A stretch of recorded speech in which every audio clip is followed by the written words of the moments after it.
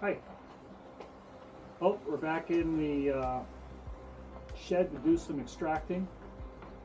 It's raining outside. I have my garage screen. Picked it up fairly cheap a while ago and adapted it to my doors. It keeps the bees out while I'm extracting. I got my, I have my extractor all strapped down.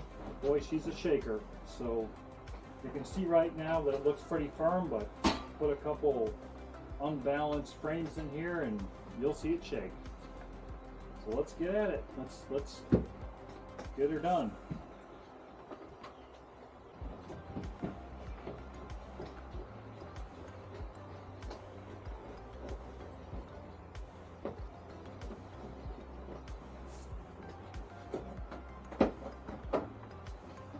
There's my uncapping knife.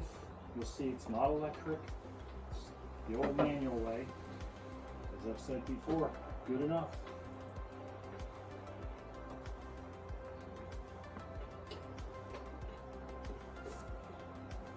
Here's my decapper, little scratcher. There's many ways of doing this. I kind of reach underneath the combs and just kind of pop them off. Try not to damage them too much. You want to give it right back to the bees and have them fill her up again.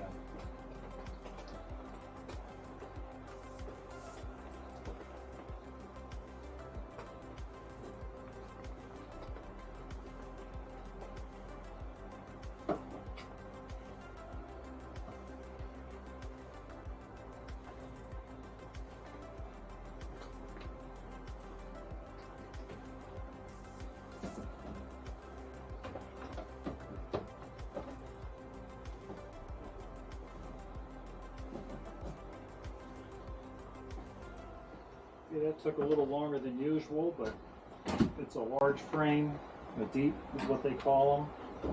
I only have a couple of those. The rest of them are all mediums.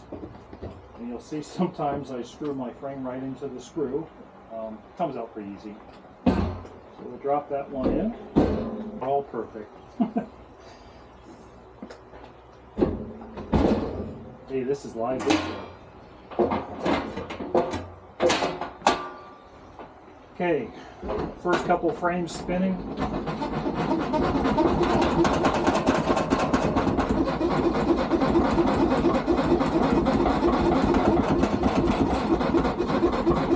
There's not much weight in here yet, so it tends to shake quite a bit. As it gets heavier with honey, it'll help with the shaking. Shake one side. Still pretty heavy, so it didn't get much out.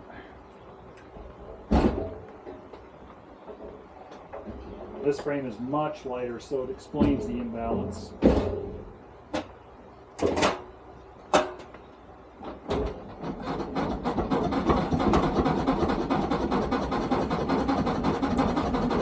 Already it's much better.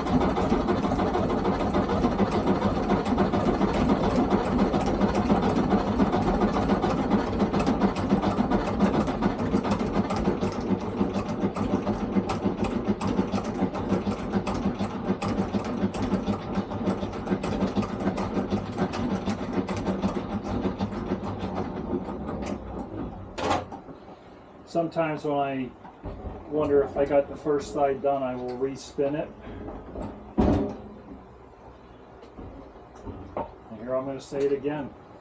If there's honey left on there, good enough. It just goes back to the bees. The bees have food. Well, you can see we can spin it much faster now. Not as much shaking.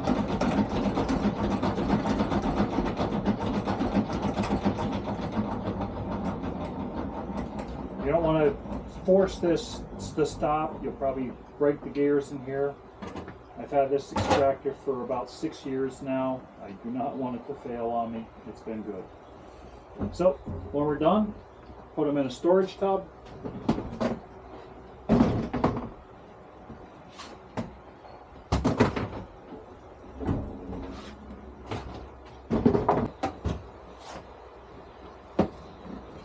think the first frames you saw were deeps. These are mediums. These go in what we all call honey supers. I guess really anything you use could be called a honey super if that's what your tent is. These are medium honey supers.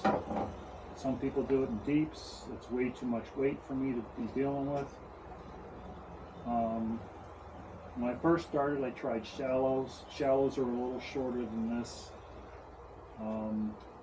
This seems to be the most efficient in my eyes.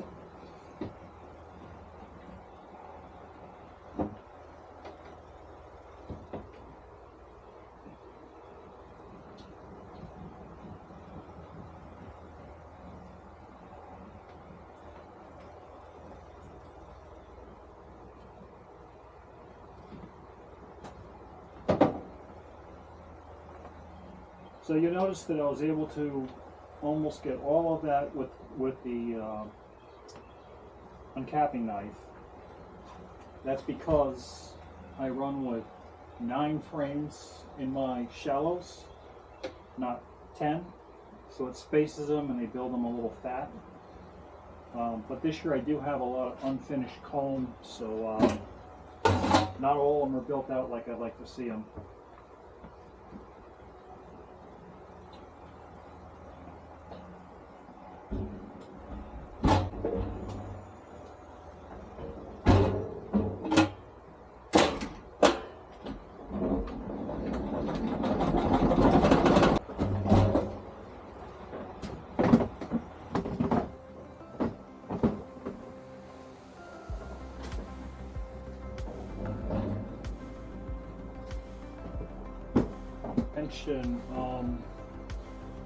People look for chloroplast.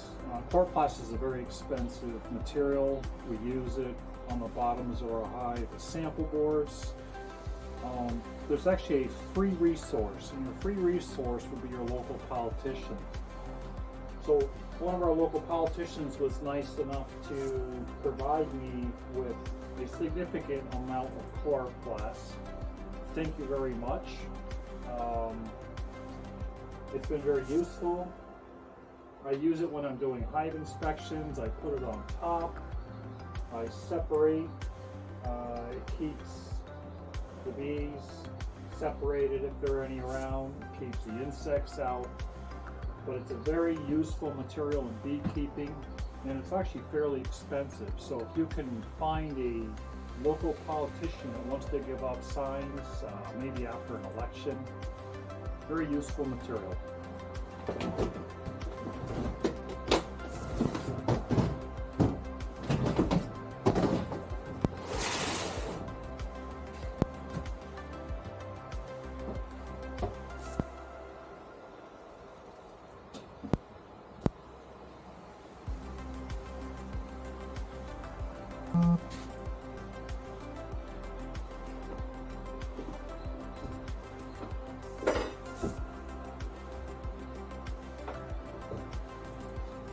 I had to show you this one. I don't know if you can tell how thick that is.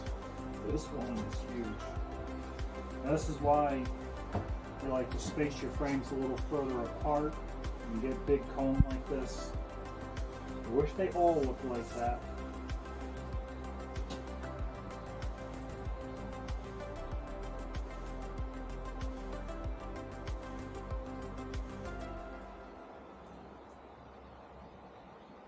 Getting dark in here again.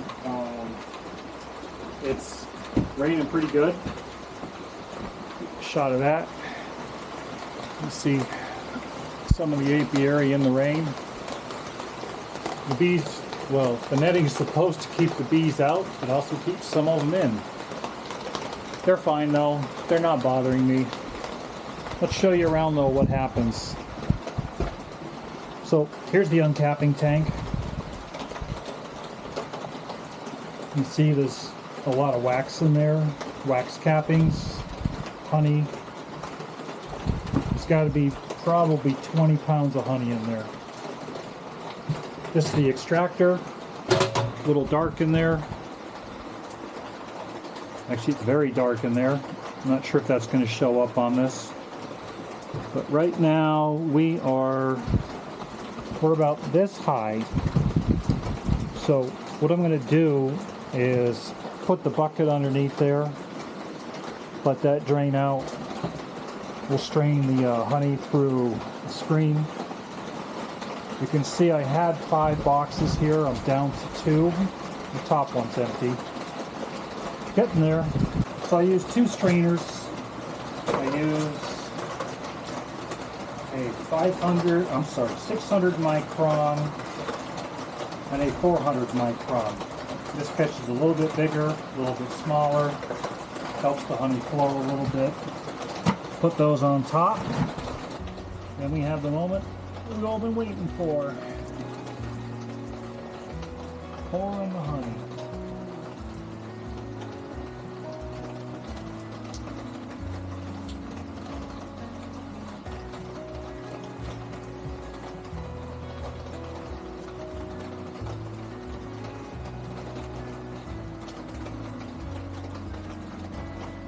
The bottom of the strainer. Pretty sure it's probably about, that's actually more than I can lift. So I'll get some help moving that. I can slide it out of the way. Yep, it's heavy. We'll put another bucket in there.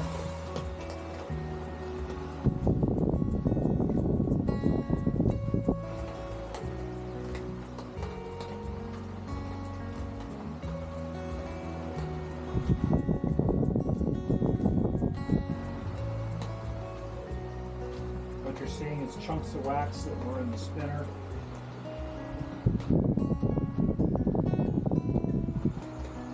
I'll let that drain down to the honey gate.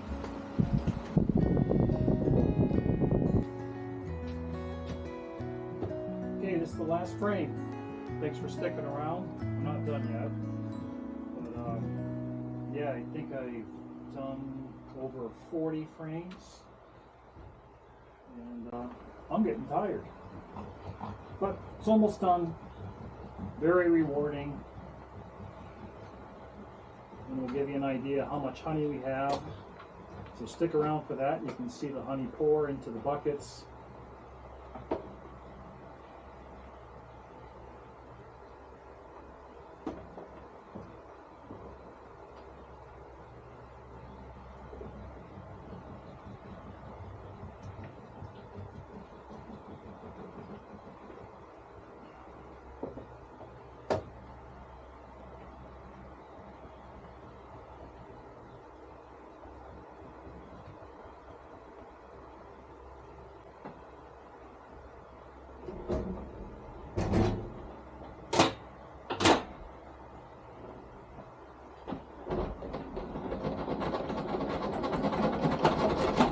It's all extracted now.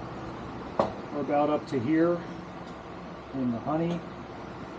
One bucket filled up to the filter. This is the second bucket. We're going to give that a fill.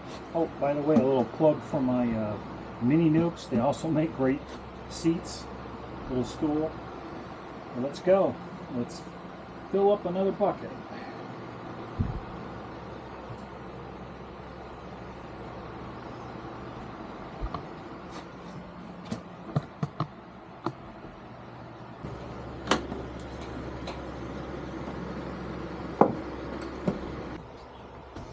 Thanks for sticking around.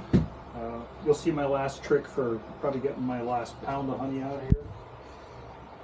It's amazing. This stuff is sticky. It takes forever for it to flow. Here we go.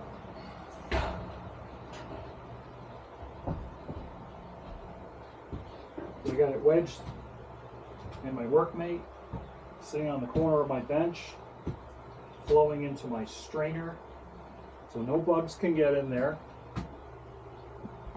Show you how that looks down below. And eventually it'll start flowing. Probably get about another pound of honey out of that.